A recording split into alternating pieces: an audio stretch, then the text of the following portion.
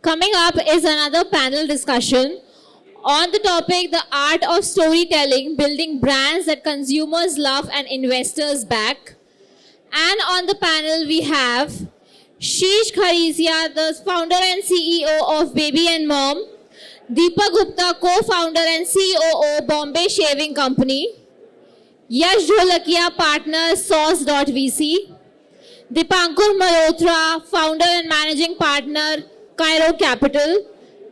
And this session will be moderated by Manish Srivastav, managing partner, Alpha Value Ventures. Can we have a huge round of applause for everyone?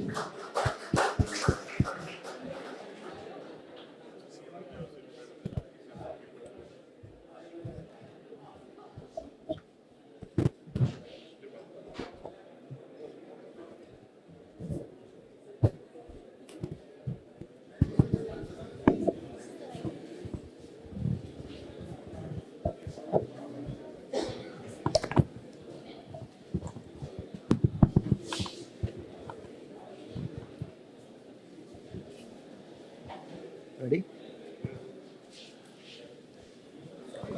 So after the first panel round, I believe a lot of the insights you already have gained.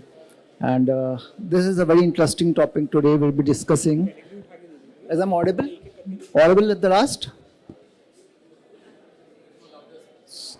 The art of storytelling. आपने देखा होगा बहुत lots of time लोगों ने कहानी सुना के भी फंडरेज किया हुआ है. It's not about like कि बहुत कुछ मैट्रिक्स डिफाइन होगा तभी फंडरेज होता है. I've been talking on the other side, but the question is like story for every brand that is functional, there need to be some sort of the story that is relatable, right?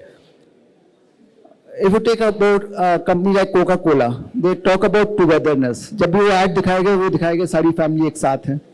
You talk about Nike, वो perseverance की बात करता है, just do attitude की बात करता है. So every brand has a storyline of its own. So we try to discuss about like what is the real matrix behind it when any brand going into the market and raising the funds. So I have with us like 4 people, 2 being from the entrepreneur side and 2 being from the investor side. So I just introduce you Deepak Gupta, co-founder and CEO Bombay Shaving Company. So Deepak is here, and Deepak is here, and so Bombay Shaving Company, everybody knows it started its journey from a shaving kit, and then it's for full grooming kit that being now being available. Next, I have Dipankar Malhotra from Cairo Capital, and Dipankar is basically into the early stage fundraising for the D2C brand as well as into the digital side, I believe so. On the digital consumer side.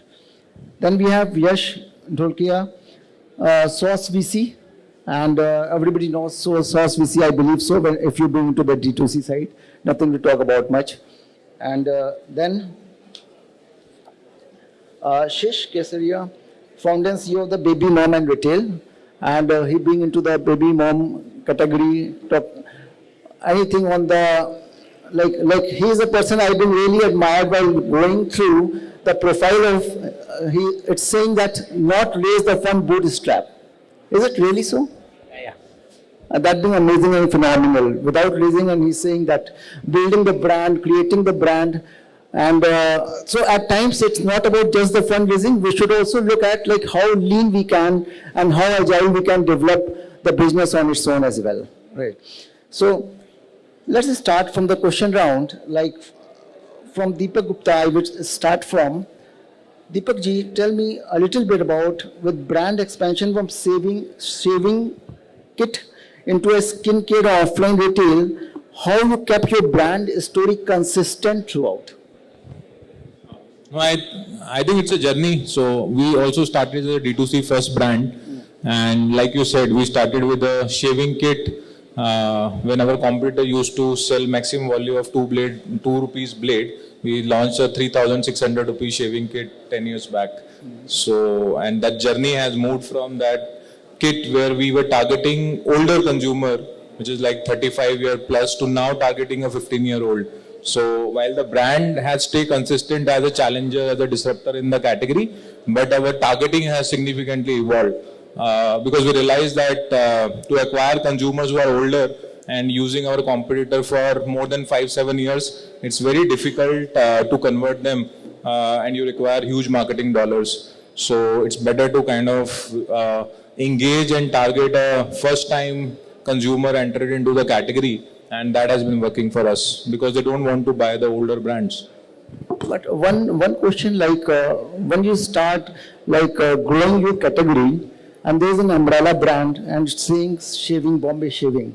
So how you able to like justify your umbrella brand with a different category and saying it the skin brand and all these things? How you able to justify that? And what pains it goes into detailing the narrative of that? I think it's about core and periphery. The core continues to be hair removal. So body में कहीं से भी बाल निकालना है, right from head to toe. Bombay Shaving Company is the brand to go. But alongside, our consumer also love our fragrances, right? So fragrance become a natural periphery to that, and some allied skincare to hair removal like face washes, etc. become again peripheral to that. But the core remain hair removal. Now, because your company already raised funds, and I believe it's a Series C round. Yeah. That's okay. So they've been at the Series C round, and so tell me, like, what you already have interacted a lot of time with the investor, pitched to the investors. Now, what is the matrix you understand from your side? Investors looks at different perspective from his lens, but from your perspective, what's the investor actually look at? It may be the financial metrics or beyond the financial metrics as well. I think, again, everyone knows that the first check is written on founders and the idea. So I think that continues even, like I said, we are completing 10 years. Even after 10 years, they continue to kind of back founders which they can trust, and they know that they will execute the vision the founders are showing to the investors. That continues to be number one metrics in my view, basis our experience. Second is, I think this is the quality of the team who can execute the plan. Obviously this evolves, but we have seen investor kind of placing very high weight on the quality of the team. And third is ability of the brand to evolve and deliver on unit economics over a period of time, because in the early years investors are chasing growth. But eventually, if the company has to kind of generate first contribution margin, which is positive, then moving to EBITDA and then PAT and cash flow. So company's ability to kind of translate their vision to hardcore metrics is something they kind of give a lot of weightage. Yeah, I think broadly these three. Great. So, Dipankar, question for you. Like from an investor perspective, because from the investment side, from the investor perspective, how do you differentiate between the brand that created marketing?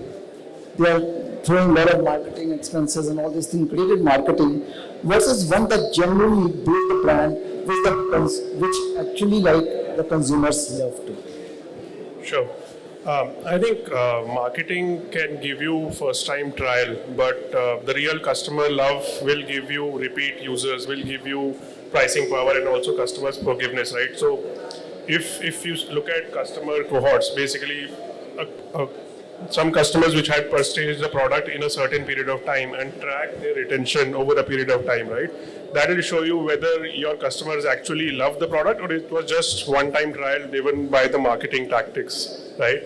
Another thing that investors look for is basically, do you have the pricing power? If you can increase the price of the product without significantly altering volumes, I think that gives you a good indication of customer love versus marketing influence trial. Third is customer reviews, right? If you get real customer reviews, people are raving about your product, creating a lot of UGC content, that shows you real customer love versus, again, one-time marketing tactics, right? So these are some of the few things that an investor typically looks at. If a brand is present in offline, I mean, you typically track what sort of reordering rate, what sort of sell-through does the brand have in the offline channel. So these are some of the metrics as an investor which we would look at to figure out whether the brand is just focused on marketing gimmicks versus creating real value for the customer. So just adding to his point, Like when the first time the customer purchases a product, I believe it's called a sale. The second time it is again purchasing the same product, it is called a trust that been created. And if it repeatedly keep on purchasing it, it's the loyalty, and that's called the lifetime value of the customer. One more question to Dipankar, to you. What are the red flags in the storytelling? There are a lot of time people keep on telling their stories. What are the red flags that you personally see or positioning make you hesitant to invest? At times, you feel like, okay, that's a great story he's telling, but you feel hesitant to invest. Okay, no, it does not go or sync with what I've been thinking from the investment perspective side. Sure. So, I mean, a lot of people talk about a lot of fancy words in the pitch decks, either clean label, sustainable, etc. Right? If you're using some of these words, you should have proper backing or scientific proofs to back that, right? If there's no real substance to it, that is kind of a big red flag for me. Second thing I would look for is there should be like at least one or two hero products in the company's product portfolio. It should not be that a product that company launches fades away in sales in about 3 months, and the incremental sales are always coming from new launches, right? So that shows that there is no real customer love for the product, right? So you are on a treadmill business of launching new products every 3 months. So these are the kind of couple of things that I would kind of look for as red flags. Just like the pointer that you placed is whether there is a substance in the product or not. How you substantiate it? Like whether there is a substance, what he's talking about, whether the real product or the level product is there or not. How you substantiate that? I mean, one is obviously external trials, external certifications. We'll talk about it a little bit. But the second is repeat customer behavior. It ties into my first question as well, right? If the people are loving the product, that will show eventually in the repeat purchase behavior. And another red flag that I look at, that I kind of figure out is that sometimes a lot of founders talk about their TG as everyone in the whole wide world, right? I mean, if you don't have a very pinpointed answer to that question, that what specific age group or what specific customer persona or what specific customer pain point are you trying to solve? I think a vague answer towards that is also a very big red flag. Okay, great.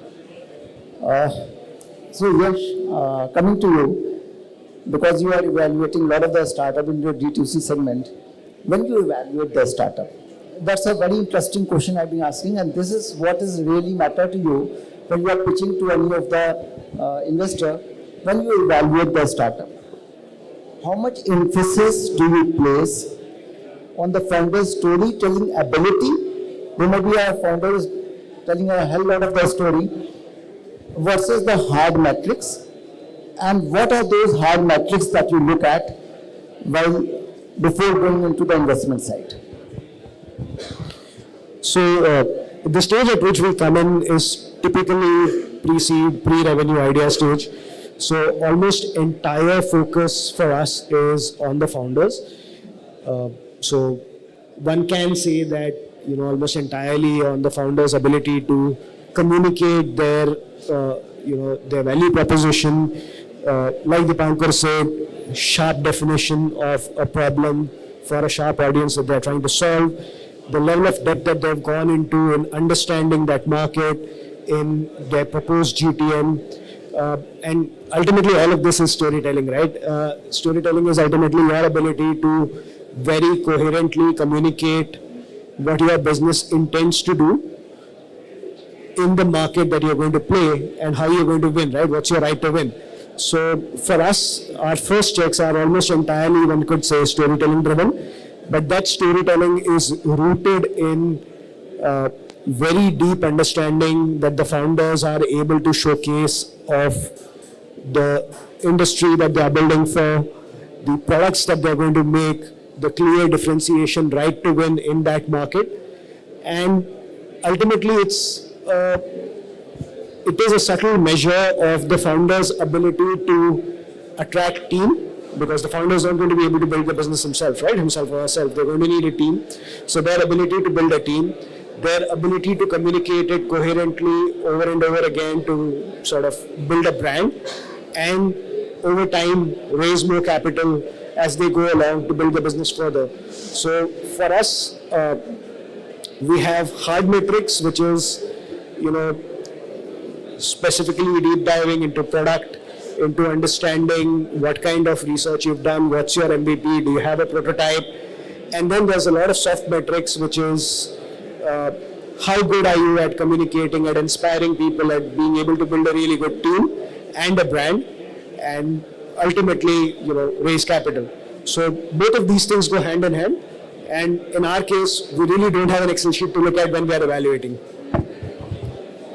One surprise question I ask, is that in the course curriculum, how comfortable you, both of you, this question is, how comfortable are you when there being a solo founder, there is no co-founder? How comfortable you feel that there is some risk involvement also you look at?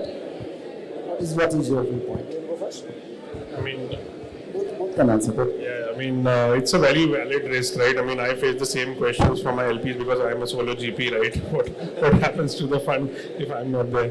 But, valid point, but as an investor, we would look for the quality of the second line of management, right? What sort of people are there in terms of running the business, whether the founder has really delegated powers to the second line of management, and are they capable to run the business in the founder's absence, right? I think that is one key analysis or judgment call that we would have to take as investors. Yeah, I think it's a very important question for us. Whether it's a solo founder or whether it's co-founders. If it's co-founders, what's very important is to understand the chemistry between the founders, the complementary skill sets that they bring to the table. If it's a solo founder, there's a much higher emphasis on, like Dipankar said, their ability to build team. Because as a solo founder, you can only manage so many things in the business at an operational level, and hence the focus on building team early becomes a little more important. When you have 2 co-founders or 3 co-founders, you can actually go maybe the first 6 to 8 months or 12 months without really having an L2 and just, each of them managing important aspects. If it's a solo founder, the need to build team becomes much stronger, much faster. So, yeah, we're equally comfortable both ways. It's just that the lens of evaluation shifts slightly in terms of what we emphasize on.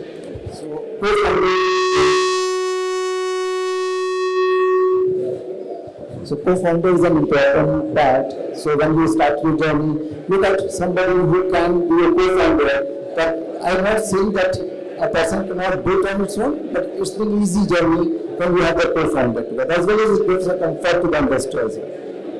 One question further, Yash, to you. How can the founders, from the founder perspective, how can the founders strike the right balance between the aspirational storytelling, getting very aspirational, and delivering authentic, grounded narrative to investors and customers alike? So I think ultimately storytelling has to be a reflection of your product and your brand.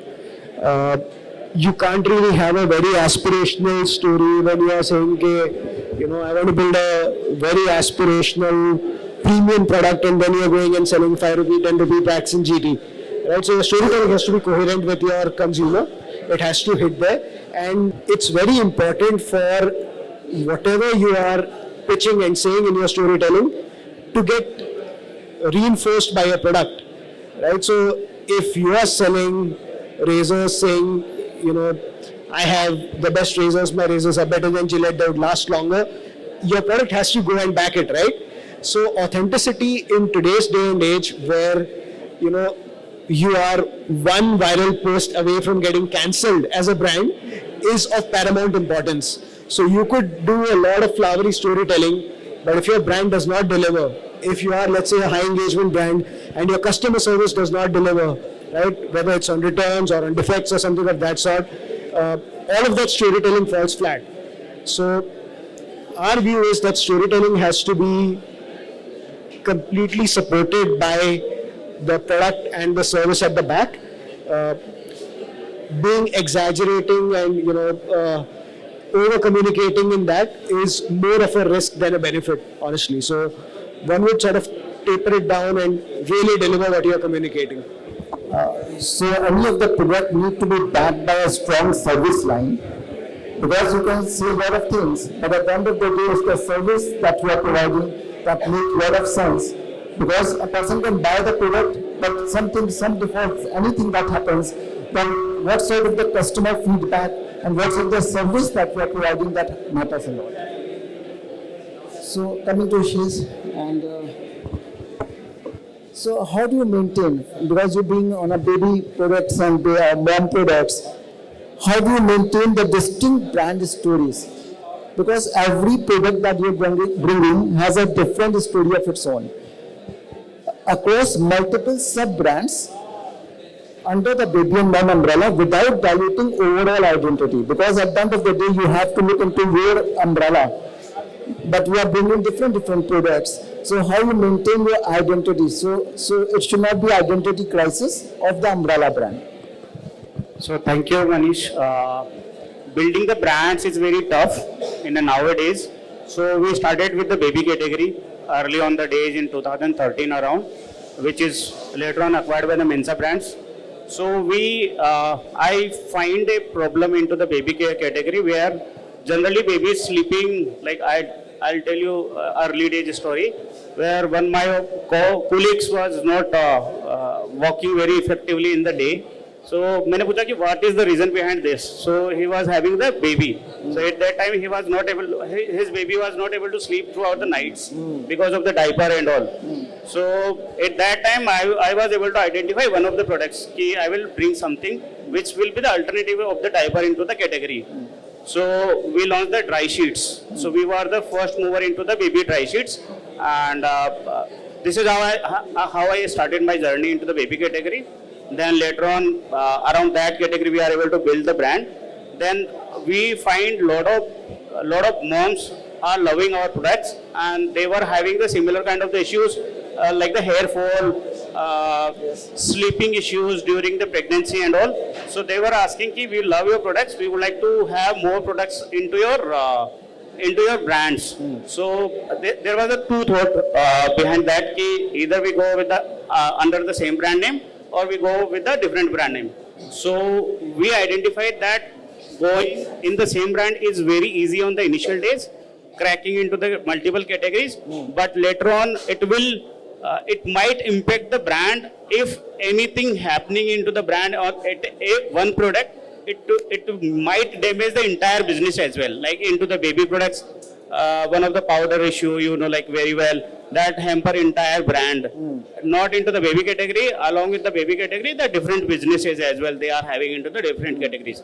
So we have internal discussion, and we launched another brand for the hair fall issues. Newish was the second brand. Then later on we come up with the Gaddago for the pregnancy pillow, where we capture the moms from the 9 months. So our philosophy is building the brand around the women centric, but the different brand, which is very hard to build on the initial days, but later on it is de-risking our business as well.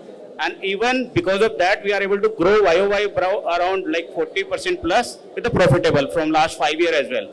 After having some funds post acquisition by the one of brand, so we are able to put the money into the business, and we are able to grow from 8 crore to 63 crore last year into our 4-5 brands, and this year we are clocking more than 100 crore with the profitable. So we are tapping to him 100 crore bootstrapped. That's amazing, phenomenal. Thank you. One more question to you. Being bootstrapped, what we should learn from him? Being bootstrapped, what cost-effective storytelling or community building tactics have worked best in scaling consumer trust? So we are selling almost last year we are able to sell more than 22 lakh units to our consumers, where we are building the communities as well. So as we are building the women centric brands, where we are able to build the small communities through the different channels, social media and all, where we are able to identify the journey of a woman, where -9 months we are able to capture the mom. There we are able to provide them the scratch creams and all when the babies they are expecting. into the -2 months, they are start buying the product. So we are targeting those moms that you can buy these products. These are our assortment. So through the different kind of the communication channels, we are able to deliver our product knowledge and tell about our products to the moms, or later on stage where they are able to identify that if this is the products where I'm using the X products from this brand, and from the same umbrella I will buy the next product from this brand. So we are able to communicate our products to our consumers, and this is how we are able to reduce our ROAS as well. So in the industry, we are able to maintain around 7 to 8% into the ROAS as well, and where it is the like, and we need not to force about the, like scaling the brands into the one-sided, where we don't have the pressure to build the top line on the one brand. We have diversified into the different brands where we are able to scale as well, and we are able to maintain the EBITDA and the PET positive as well. So Shish, at times like there may be the investor chasing you rather than you chasing the investor. So there may be like you must have come across some investor who is willing to write a check and you say, no, I don't want check. Is it so? No, it's not like that. We test the money's sweetener with us when we have some funds before 3 years back. At that time, we were at around 8 CR only. In last 3 years, we are able to jump around 63 crore because of that money only. So I think choosing the right investor who can fill our gap, where we are more marketplace heavy and the offline heavy, and we are looking for the investor who are investor into the D2Cs, where they are invested money into the D2C, where the brands are able to build their brands into the D2C. So there we are having in touch with the investors, and we are raising our first round as a pre-series A, first time. Oh, that's great. That's good. So, Deepak ji, one question to you. And how sustainability plays a role in building the brand, and how, as a company of yours, you look into on the sustainability side? Overall, sustainability is one of the macro trend globally, but I think in the industry we are in, we have not seen consumer paying premium for sustainable products. It's good to have, and being as a brand for the future consumers, we'll also love to have that focus when we are designing products or during manufacturing and even like during the recyclable phase. But we are not able to charge premium because consumer doesn't pay premium in India so far on a lot of sustainability products. But for example, our new launch, we have launched a razor which is made of stubble which is being burned in Punjab. So that's called Eco Razor, right? So we are investing in that. But again, we are selling at the same price as a normal razor, right? So the premium is not there, but the consciousness is high. So any question from the panel? Hello? Yeah, please.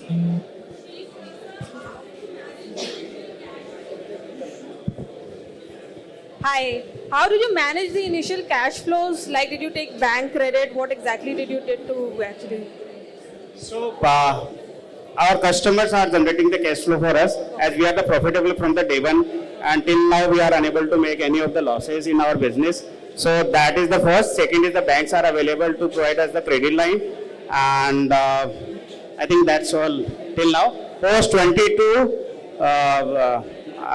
we received the funding from the post acquisition our one of the brand. So we have sufficient funds in our banks as of now as well, and So we have the credit one line of the from them. brands got acquired by somebody, and then you got the cash flow. Yeah, one of brand. Thank you so much. Thanks. Okay, there is a question. Hi, Shashank here. My question is to you, Yash. How do you evaluate a business which is into a pre-revenue stage and does not have a direct D2C competition yet? Like the category is phenomenally big, opportunity is big, but the approach the business is taking is not easily comparable to the existing D2C businesses, because this idea is utilizing a lot of technology behind, not just vanilla transaction via D2C business. So when there is no hard apple-to-apple comparison, how do you benchmark this business idea?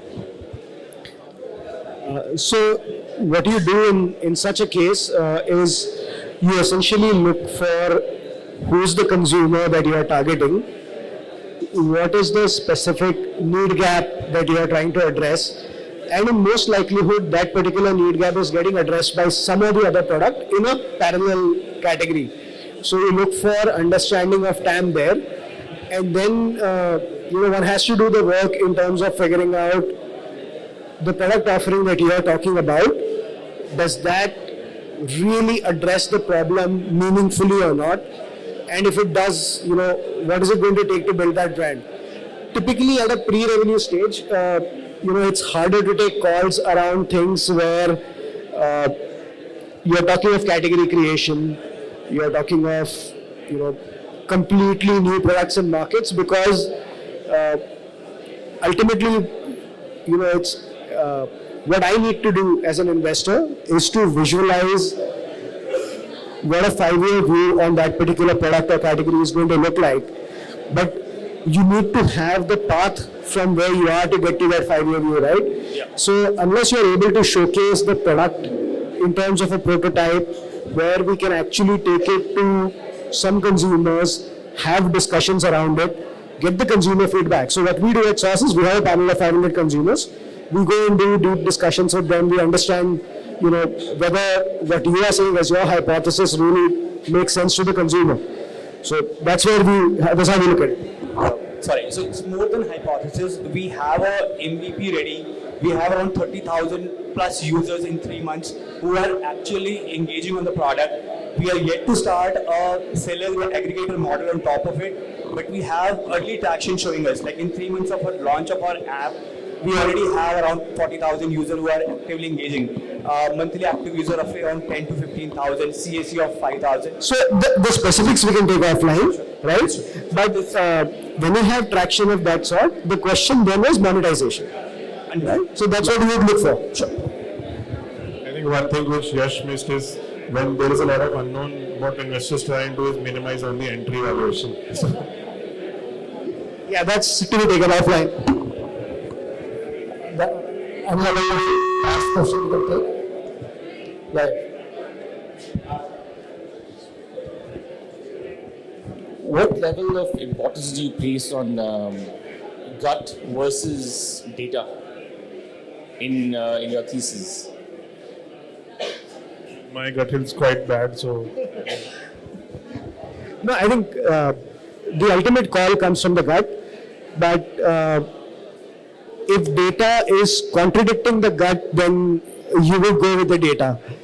In the absence of data, you might take gut calls, but when you have two things in contradictory directions, then, we would rather trust the data.